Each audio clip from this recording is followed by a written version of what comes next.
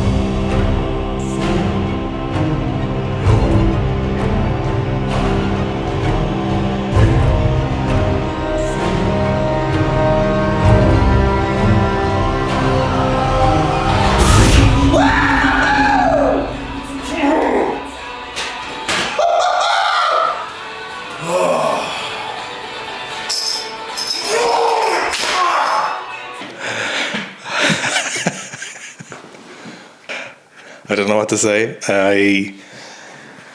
You know what? I do know what to say. Thank you for everyone who has been waiting so long and has been so supportive. I can't begin to describe how flabbergasting it is. It literally, I don't even... it doesn't make any sense why so many people wanted to see me squat 300 kilos. It doesn't. Just me in my shed. It's not the Olympics. I don't represent anyone's country. It's just me squatting 300 kilos in my shed. The squat itself is so perfect. Literally, it was the best squat of this cycle, of this training block, which I started back in February or March when I failed at 220. I'd been out of squatting for like 6 months. I was just doing jiu-jitsu and I was loving it, and kind of confused as to what to do with my weightlifting. I didn't know, and I still don't know, I suppose. I knew I wanted to always keep training. I knew I could make more PBs in weightlifting. I understood and I understand weightlifting more than ever, but just didn't know if that's what I wanted right then. I'd been training so hard for so long since the day I started weightlifting. I just wanted to do as much as possible. And when I started in 2011, in September, and just over a decade of training very, very hard. And I had the big break before last year's training block, and I got back to numbers. I got back to like like, was it 150 and 180 something very quickly in like 2 months.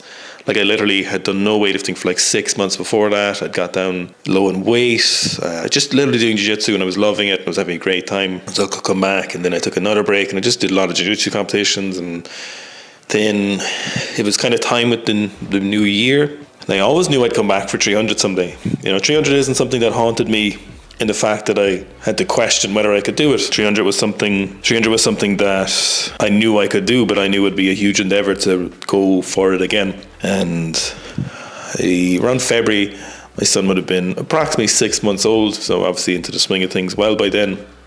And it seemed like a pretty good time. And then going to Japan and seeing Toshiki was a pretty big motivator. And I trained as relatively as hard as I could while still doing some other aspects of training, still doing jiu-jitsu 3 times a week. And then once we hit Japan, it was kind of almost natural process. Then I was like, right, let's go all in on squatting. And I would give Toshiki's kind of squat program for a go for as long as I possibly could, Most of August and September and a little bit of October, maybe a nice bit of October, the first 2 weeks were like very close to what Toshiki said, not in the loading. If you go and watch his YouTube, he increased that loading all the time, and I knew I wouldn't be able to or need to do what Toshiki did. He's crazy. If you watch Toshiki's squatting, he did what he said he did, but I did that program for as long as possible, and then from basically midway through October to all the way through November, so we're just at the start of December now, I altered the loading. So it was kind of basically 3 days a week and some ascending sets, and I took some full rest days, which I hadn't been doing, and went for top sets of 5, and then heavy singles every week, which, if you remember from the video Toshiki, he literally PB'd his 5x5, took a full week off, and then just did his 321. You need, if you think I'm a freak at squatting, Toshiki, he's on another level when it comes to that kind of thing, that he just took a week off. I had to start doing singles from like 250 and 240 and 260 and 280 and 290, and I could have kept doing the Road to Anywhere squat program twice a week, and to be honest, probably hit it around the same time, if not a little bit earlier, going by the progress I was making. But it was something I really wanted to do, And I knew, I made myself and Dara about like, oh look, I'm obviously going to alter this. I'm going to have to start practicing singles because I'm notoriously good at volume and not on the top end of efficiency for singles, because I just really like high reps. And then I knew there were certain benchmarks that I'd have to start hitting, so I needed to start hitting things like, I knew once I did 270 for 5, I knew once I repped 270 for 5, I was like guaranteed 300, And once I hit 270 for 5, like when I was talking to Gabriel in Malta in September, actually, hang on, I'd altered the program by September, by midway through September. Sorry, I'm completely wrong with my dates. I'd actually changed it then again. So I went for top sets, and I hit the 240 3x5 as technically a PB around August, But the funny thing is, I was still regaining ground, because when I did 290 the first time, I was definitely in shape to have done 240 3x5. So most of this training block that you've been watching is me getting back into shape. The first actual PB that was new ground in this training block was 260 for 5. That was the first, I don't think I could have done 260 for 5 when I did 290 the last time. I don't think I've ever been in shape to do 260 for 5. Probably very, very close. And maybe if I pushed it, and then after that, then when I hit 240 5x5, I was like, okay, this is definitely, I don't think I've been in shape to do this. Probably very, very close. But then when I did 270 for 5, I was like, this is fully new ground. This is, without a doubt, I have made some massive progress, And kind of what is that? It's like 6 years. 6 years for 2 reps, which is kind of crazy. But 270 for 5, then 240 for 11 was without a doubt of progress. I have tried to do more than 240 for 9 a couple of times, and I couldn't get into double digits. So 240 for 11 was hands down progress. So if you think about it, from February up until the end of October, I was essentially regaining. Let's say October was time when I was actually progressing, and the rest of that was getting back into shape, you know. So it's not to be underestimated, you know. Weightlifting or strength training is thought of in years for a reason. And 275, I knew once I'd done that, I was right, 300s on the money. Now I'm going to look back at that in 20 years' time. Even if I squat more, even if I go to 330, if I do that, I know I'm going to look at 300 and just be thrilled with how perfect it is. Just ass to grass, just beautiful.